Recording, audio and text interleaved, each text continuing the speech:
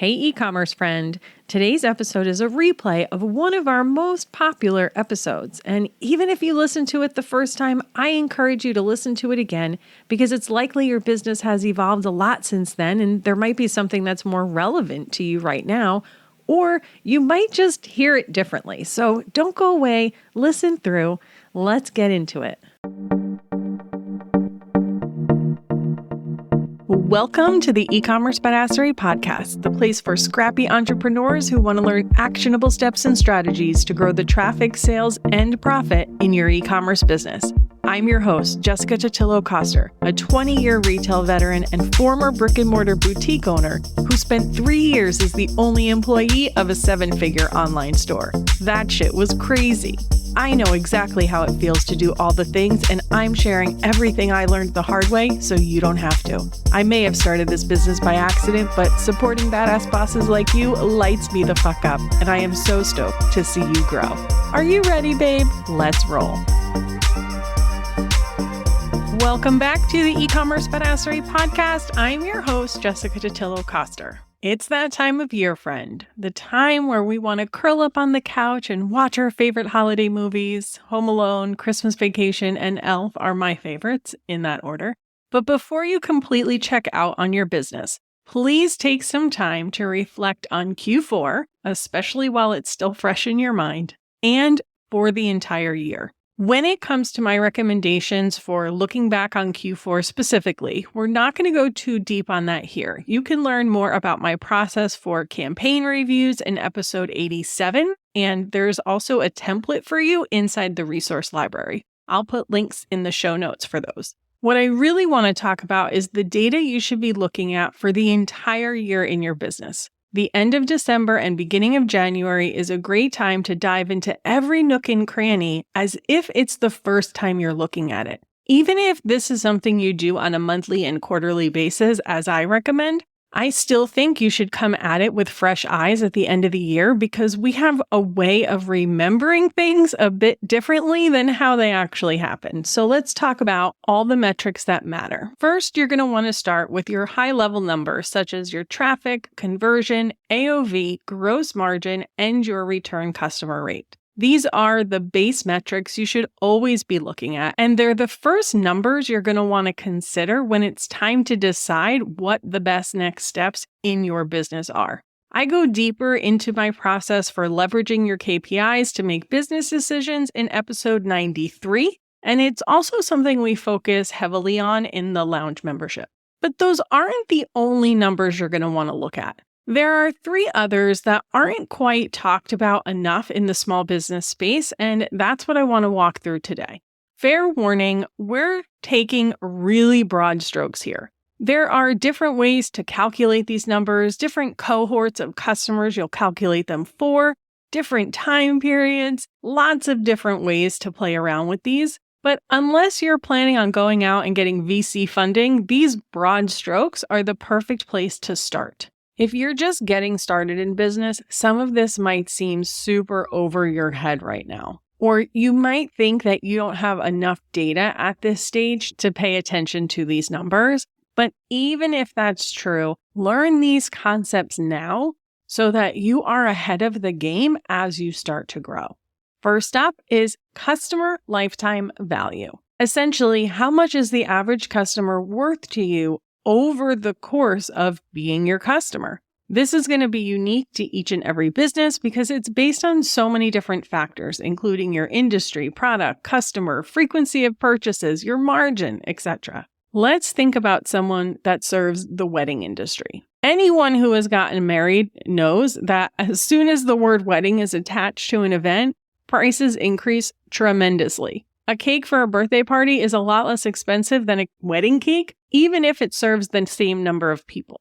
Sure, it's a really important high-stakes day, and the cakes, dresses, and decorations you buy are more intricate and take more work to create. But it's also a company's one shot to make money off of you because the general idea is that you only get married once. Even the price of a location is more when the word wedding is attached. There's this rooftop venue in downtown LA that I wanted to get married at, but the prices were just crazy. I'll probably have an anniversary or birthday party there at some point because that was much more reasonable. Another example along these lines is if you sell something baby-related. Sure, people have more than one child, but in many cases, parents aren't spending quite as much on baby number 2 because they're reusing some of the items they got when they had baby number 1. Your customer might age out of the products you sell. For example, a client I worked with back in the day sold cushion covers for breast pumps. They were consumable and people do have multiple children, but this phase is pretty short in the scheme of things. So there's going to be a cap on the overall lifetime value they will build with any one customer.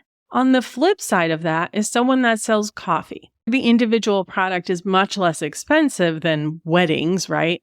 But as long as the product is good and you create a great experience for the customer and they see value, they're going to shop with you again and again and again, building that lifetime value year after year. Understanding this number is super important because it gives you insight into how much you can afford to spend on acquiring a new customer, something we're going to talk about in a moment. Understanding your customer lifetime value also gives you insight into knowing whether you should focus more on acquisition or retention.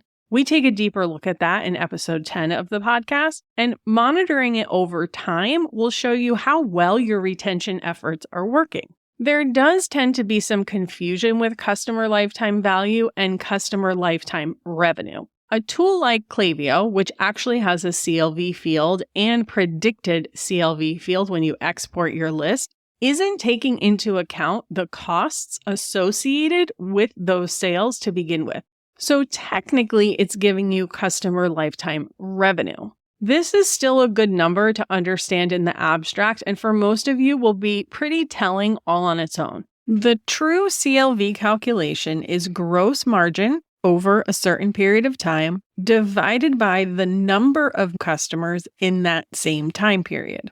Don't get too caught up in these details if this is the first time you're ever looking at these numbers. Again, even just looking at customer lifetime revenue is a good place to start. Next up is your customer acquisition cost, often referred to as CAC.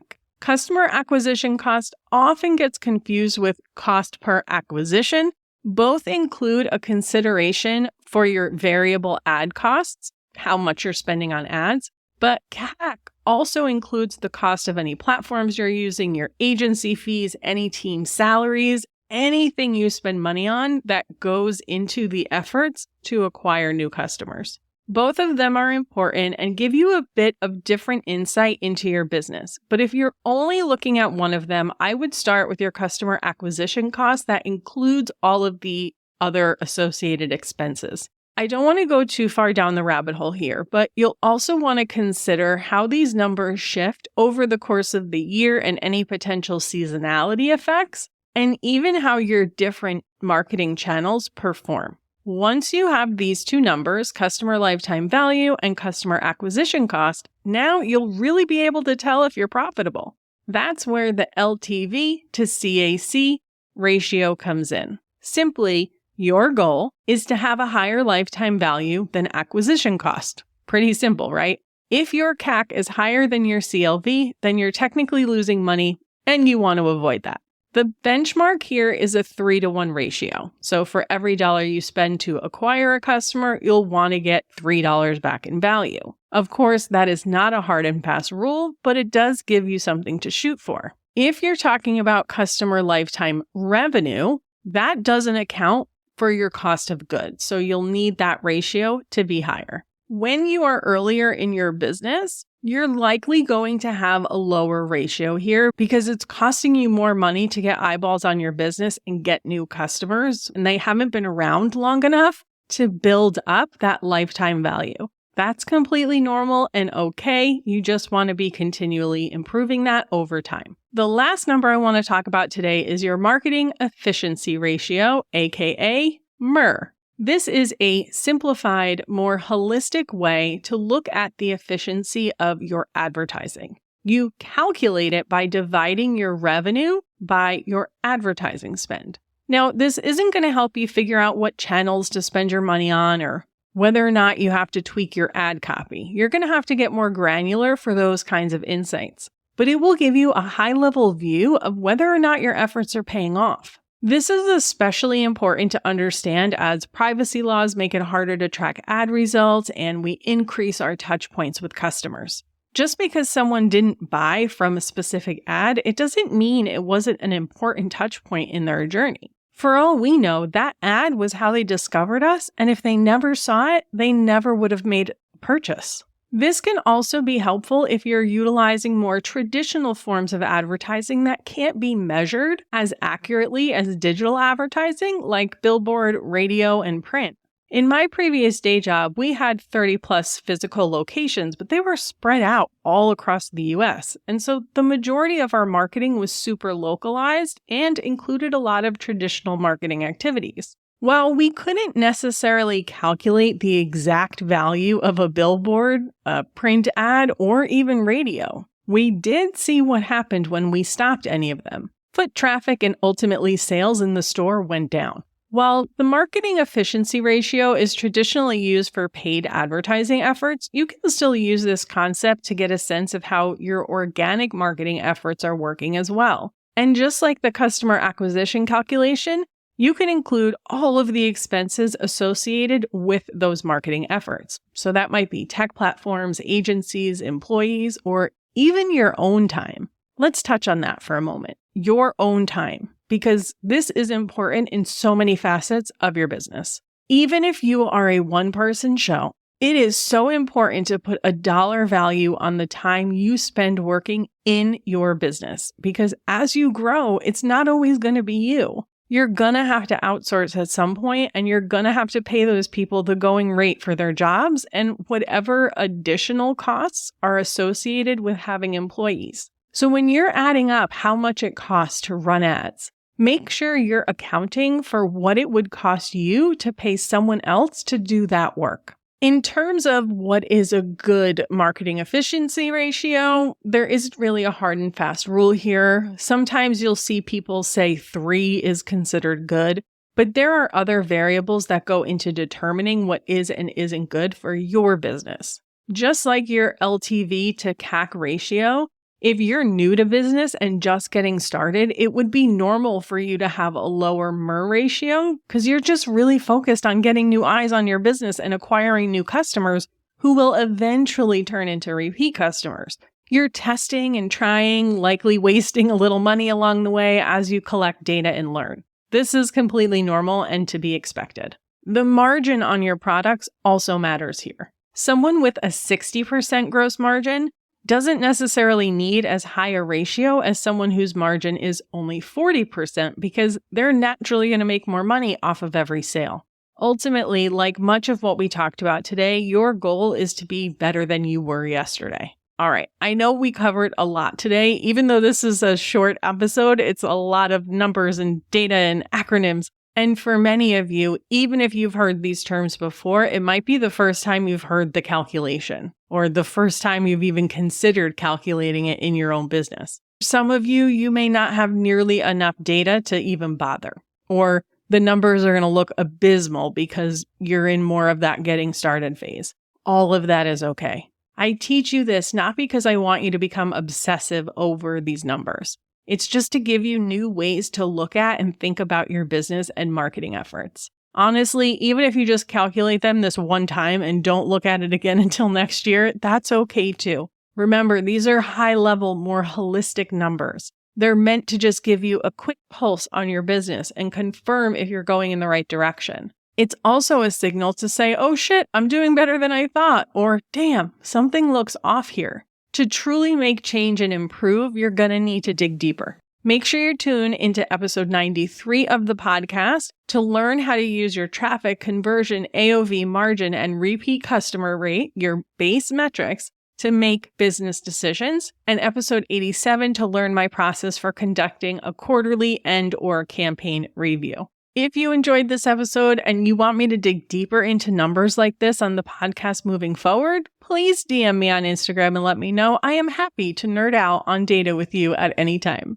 If you're ready to start digging deeper into the numbers of your business and leveraging data to make decisions, I invite you to join us in the Lounge membership. Understanding your data so you can cut your to-do list has always been a big focus in that program, and I've got some new tricks up my sleeve for next year. I'd love to have you there. And that, my friends, is a wrap. Continue getting those last-minute orders out the door. I hope you're having a kick-ass holiday season, and I'll see you on the flip side. Thank you so much for listening to today's episode. If you want to learn more about growing your e-commerce business, get started with my free resource library at ecommercebadassery.com/free stuff and get an invite to the Lounge, my e-commerce marketing membership.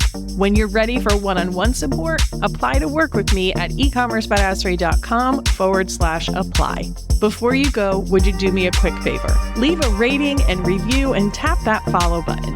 This pushes me up the chart so I can support more scrappy e-commerce entrepreneurs just like you. I'm on a mission to reach as many as I can, and I could really use your help. Thanks so much in advance. Until next time, e-commerce friend, stay badass.